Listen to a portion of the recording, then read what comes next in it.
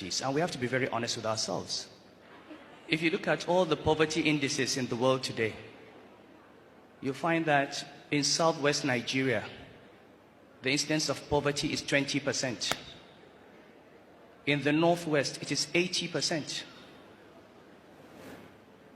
The northeast, it's 80%. Why is it that the poorest parts of this country are the Muslim parts? Why is it that in a state that started Sharia in 1999, and we just heard the opening verses today, Iqra bismi rabbika alladhi khalaq. This is the very first verse revealed in the Quran. How come that the state that started Sharia is not the one that is the most educated state? In fact, how come that in that state in 2017, only 24 children got 5 credits in secondary school? How do we define Sharia? How do we define Islam? Illiteracy? Malnutrition? Children on the streets? We have to ask ourselves.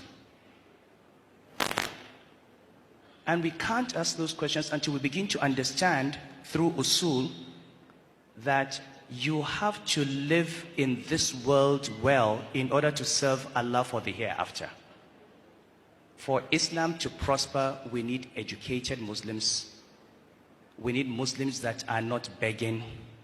We need Muslims who are standing on their feet.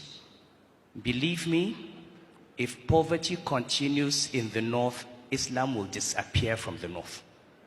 The Prophet said, Allahumma inni a'udhu bika min al-kufri wal-faqri. Allah, I seek refuge with you from disbelief and poverty. And he said, Kad al-faqru an yakuna kufran. Poverty can lead to disbelief. These children that we see as al-majiris and we laugh at them and we treat them as victims, somebody will just come and pick them up, put them in a school, give them medical care, and convert them to another religion.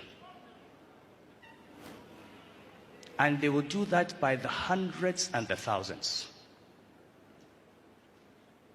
So, what we see on the street is a product of bad economic policies and wrong priorities. These children are not criminals, they are victims. What part of Islamic law, what verse in the Quran, what hadith of the Prophet allows a father to give birth to a child and leave the child to go and fend for himself?